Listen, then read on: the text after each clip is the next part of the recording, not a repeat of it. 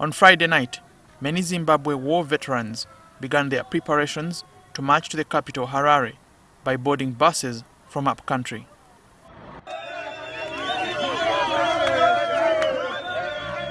The protesters gathered in Harare to demand the resignation of President Robert Mugabe. The rally is supported by the military, which staged a takeover on Wednesday.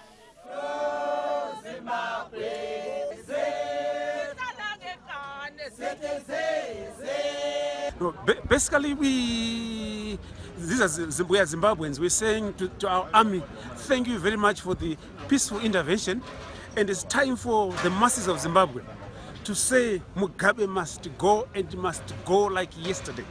For us, it's about a new beginning. For us, it's about the end of a tyranny rule, and we are going to take our Zimbabwe back. Regional branches of the ruling ZANU-PF party and the war veterans, who until last year were loyal to the president, are demanding that President Mugabe steps down. The 93-year-old president had been under house arrest for days, but on Friday he made his first public appearance at a university graduation ceremony in Harare. The military made its move after a power struggle over Mugabe's successor, after he sacked Vice President Emmerson Mnangagwa.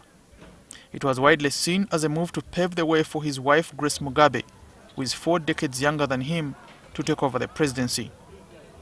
The military said it was engaging with Mr. Mugabe and would advise the public on the outcome of talks as soon as possible. President Mugabe has led Zimbabwe since it gained independence from Britain in 1980. Christopher Musvangwa, the leader of the influential War Veterans Association, earlier this week called for a huge turnout at the rally. In an unprecedented broadcast, several regional leaders appeared on state TV saying that he should step down. They also called for Grace Mugabe to resign as the head of ZANU-PF Women's League and for Mr. Mnangagwa to be reinstated in the party's Central Committee. The party's members agreed to mobilize support for and attend Saturday's rally. ZANU-PF is planning to hold a special Central Committee session over the weekend to discuss the crisis.